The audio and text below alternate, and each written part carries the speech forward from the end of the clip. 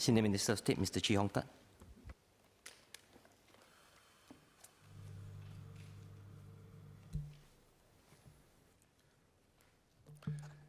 Mr. Chairman, key priority for MOH to keep our healthcare system sustainable and affordable for this generation and future generations.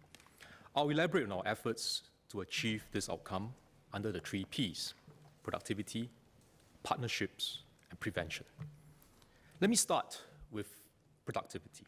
Dr. Chia Shi Lu and Mr. Gan Tian Po asked how MOH encourages healthcare innovation and productivity. We set up the Healthcare Tripartite Committee for Workforce Innovation and Productivity in 2016. The committee has reviewed rules and policies based on ground feedback, streamline work processes, encourage adoption of smart technology, and empower different groups of healthcare workers to maximize their contributions. MOH introduced the Healthcare Productivity Fund in 2012. More than 250 projects have been implemented so far, benefiting over 70 public healthcare and community care organizations. Our productivity movement is achieving good progress. To encourage more to participate and seize opportunities to improve productivity, we will add another 80 million in productivity funding to the HPF over the next 3 years to support our institutions and healthcare workers. Use of smart technologies will be integrated in existing and upcoming public healthcare facilities to increase system-level productivity, improve patient care, and prepare our healthcare facilities for the future. The productivity efforts extend beyond hospitals to the community. The Agency for Integrated Care, AIC, will collaborate with providers to redesign traditionally manpower-intensive processes such as rehabilitation, showering. AIC will also help providers to adopt assistive equipment such as ceiling hoist to ease the physical strain on our healthcare workers. I'll now speak on the next P, partnerships. Besides working closely with public healthcare institutions, we collaborate with private sector providers to tap on their expertise and resources. For example, a local startup, Chronic Care, developed a smartphone application using artificial intelligence to analyze wounds. It can do so within seconds to detect early stages of infection, a task that previously required 2 or more nurses up to 30 minutes to perform. In the intermediate and long-term care sector, MOH invites VWO and private operators to tender for operating rights at our build, own, lease or BOL facilities. And we partner private operators to provide subsidized nursing home care through the Portable Subsidy Scheme, PSS. So BOL and PSS operators, they are appointed via competitive request for proposal, where operators propose and commit to their fees and charges for subsidized residents. As Ms. Cheng Li Hui said, this can help to ensure prices for quality care remain reasonable. MOH supports providers, including private nursing homes, with manpower development and productivity initiatives. Mr. Chairman, partnership also means all stakeholders, patients and caregivers, healthcare providers, professionals, insurers and employers, and the government, working together on a common goal to keep healthcare costs sustainable and affordable for everyone over the longer term. At the most fundamental level, it is in the philosophy and design of our healthcare financing system. During the budget debate, Ms. Sylvia Lim asked if the higher MediShield Life deductible for older policyholders was a form of reverse discrimination. And this is not the case. We should look at the complete picture rather than focus on a single observation in isolation. Allow me to clarify.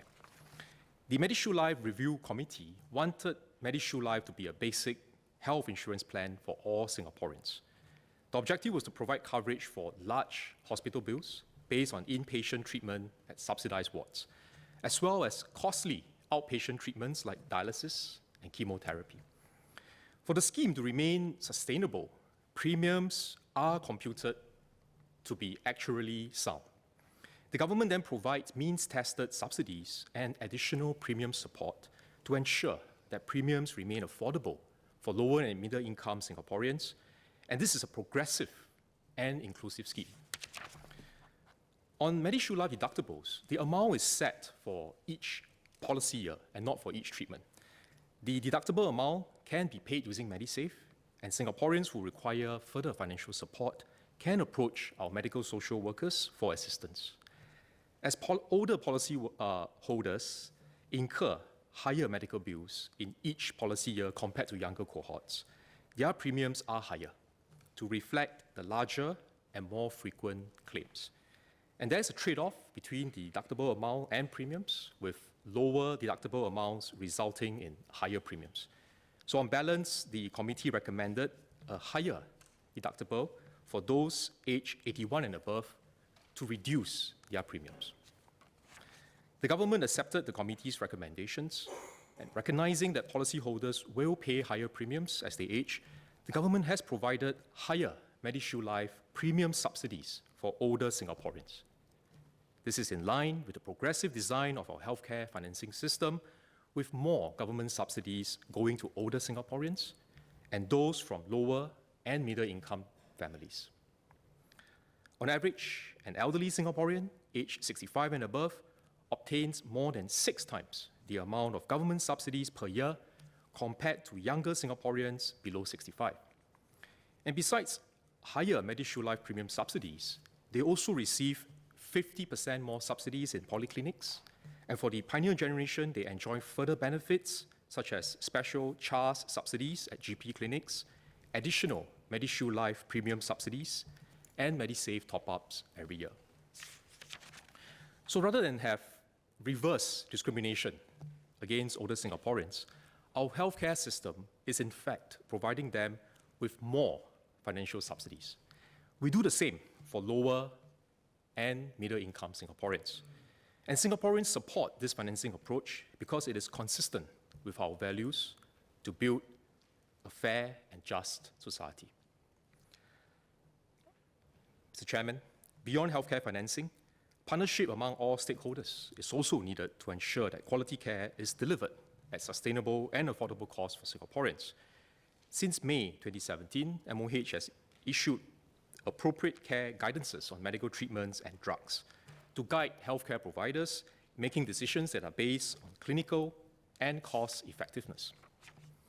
Last year, the Singapore Medical Council revised their ethical guidelines for doctors, indicating that fees paid to third-party administrators must not be based on a proportion of the doctor's fees, or what is commonly known as fee splitting. And this is to prevent unnecessary inflation of healthcare costs.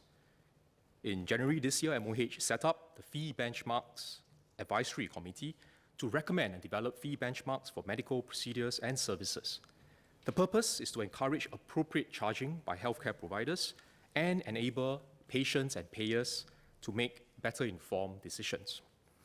As I said in this House at a previous sitting, most of our doctors do charge appropriately, as they have their patients' well-being at heart.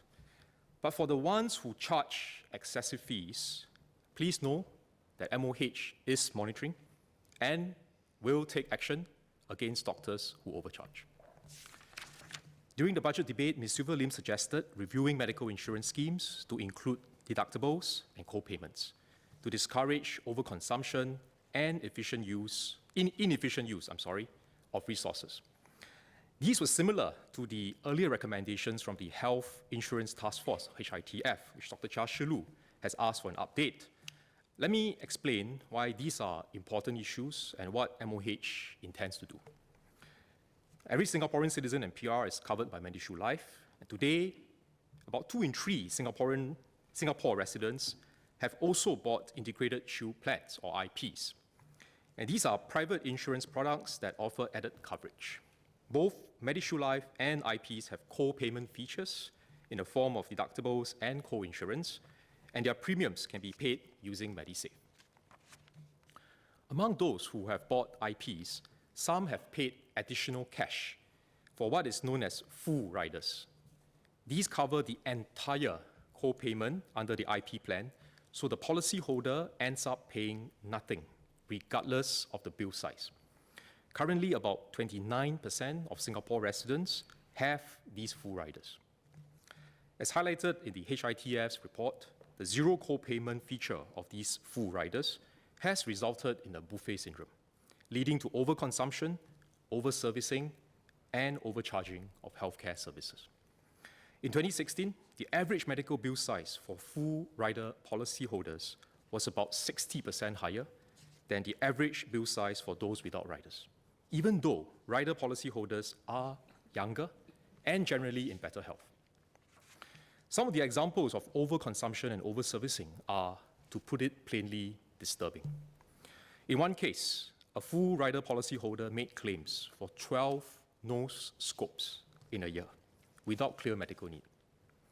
We also have patients who were admitted for gastritis or POWS and then referred to many other specialties ranging from dermatology, ophthalmology, ear, nose, and throat, and orthopedics for additional scans and tests.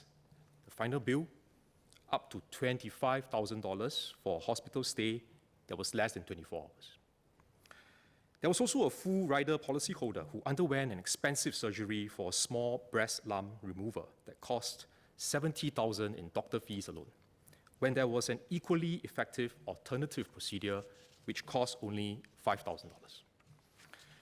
Now, to be fair, not all doctors prescribe such expensive treatments, and not all full rider policyholders submit such large claims.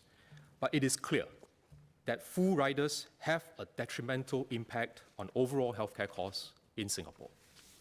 And this is a key reason why rider premiums have increased by up to 225% over the past 2 years. The negative impact of the zero co-payment feature extends beyond full rider policyholders. Over the last 2 years, IP premiums have also risen by up to 80%, with older policyholders and those on private hospital plans experiencing higher increases. If this trend continues, I'm worried that IP and rider policyholders will find their insurance premiums increasingly unaffordable as they age. The zero co-payment feature of riders also pushes up healthcare costs in Singapore. Overconsumption, overservicing, overcharging of healthcare services will lead to faster and larger increases in overall healthcare expenditure. These increases will ultimately be borne by all Singaporeans through higher medical fees, insurance premiums, and taxes, which all of us will pay, directly or indirectly. So I'm glad there's support from both sides of the House on the need for co-payment to keep healthcare expenditure sustainable and affordable for all Singaporeans over the longer term. Ms. Salma Khalid has also written an insightful piece in today's Straits Times. We have to make a change now to prevent the problem from becoming worse in future. In line with the Health Insurance Task Force recommendation, MOH will issue the following requirements for all new rider plans with immediate effect. New IP riders must incorporate co-payment of 5% or more. To address concerns from some policyholders that they may face high co-payment amounts due to the unlikely event of very large bills, the new riders will have a cap on the co-payment amount each year. Most insurers are planning to launch their new riders with an annual cap of $3,000, though they are allowed to set higher thresholds. This places an upper limit on the risk exposure for policyholders to protect them against very large bills. New riders will be available within a year. In the meantime, insurers can continue selling their existing rider plans, but must inform new policyholders that they will transit to the new riders with co-payment from 1st April 2021. Once the new riders are ready, these policyholders can choose to switch to the new riders earlier if they wish to do so, and any pre-existing conditions that are covered prior to the switch will not be excluded. We expect the new riders to have lower premiums than full riders, so the switch will result in premium savings for policyholders. Let me be clear that MOH is not issuing these requirements to bail out the insurers. Our objective is to address the concerns with overconsumption, overservicing, and overcharging, as these will lead to patients and policyholders paying rapidly escalating fees and premiums over time. It will be an unsustainable and undesirable outcome for Singapore, especially when we are aging as a society. Policyholders can continue to tap on MediSave to pay for their co-payment amounts under the new riders. At 5% co-payment, half of the inpatient bills in 2016 would have a co-payment amount of $100 or less. 3/4 of inpatient bills would have a co-payment of $250 or less. And 9 in 10 inpatient bills would have a co-payment of $550 or less. The 5% co-payment can be covered within the current MediSave withdrawal limits for 99% of all inpatient bills. For private hospital inpatient bills, in 2016, 1 in 2 would have a co-payment of $380 or less, 3 in 4 would have a co-payment of $670 or less, and 9 in 10 would have a co-payment of $1,270 or less. The above requirements will apply to new rider policies. We recognize that existing rider policies are commercial contracts between insurers and their policyholders. If insurers intend to make changes to their existing policies, they should consider the interests and well-being of all policyholders as they seek to keep premiums affordable for everyone in the longer term. The requirements for new riders will not affect MediShield Life and integrated Shield plans, which already have co-payment features. For patients who face financial difficulties with their bills, MediFund remains available as a safety net to ensure they continue to have access to quality, subsidized healthcare in our public hospitals. Let me now move to the third P, prevention. An important aspect of prevention focuses on early screening and intervention. Last year, I announced the enhancements to the Screen for Life program, where eligible Singaporeans can have access to subsidized health screenings at a cost of $5, which includes the first post-screening consultation with a doctor. CHAS card holders, both orange and blue, will pay $2, while the package is free for pioneers. Dr. Chia Shi Lu asked whether the ministry is considering further enhancements to the chronic disease management program, as well as the Flexi MediSave scheme. I recall Ms. Tana Lachmi had raised a similar query during a previous COS debate.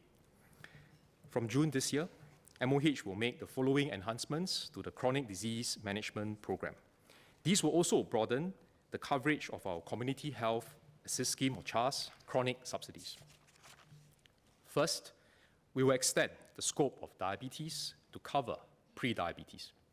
Based on current trends, 1 in 3 people with pre-diabetes could develop type 2 diabetes within 8 years. Through early detection and intervention, we hope more patients with pre-diabetes can improve their condition and avoid developing diabetes. Second, we will expand the list of CDMP conditions to cover ischemic heart disease, bringing the total number of covered conditions to 20. This will benefit all patients with IHD, even if their condition is not linked to diabetes or hypertension. Third, we will enhance the support for diabetics who require insulin injections, as they require lancets and test strips to regularly monitor their blood glucose levels. To support these patients, MOH will extend CDMP to lancets and test strips. In addition, we will raise the withdrawal limit for MediSave 400 scheme by 25%, from $400 per year to $500 per year. This will take effect from June this year. We will also lower the eligible age for Flexi MediSave, which is currently set at 65. From June this year, Singaporeans aged 60 and above can use up to $200 of their MediSave each year for outpatient medical treatments at public sector SOCs, polyclinics, and CHAS GPs. This expansion of Flexi MediSave will benefit an additional 260,000 Singaporeans between the ages of 60 to 64. To conclude, Mr. Chairman, we need to transform our healthcare system so that it remains sustainable and affordable for all Singaporeans. Productivity, partnerships, and prevention are key enablers.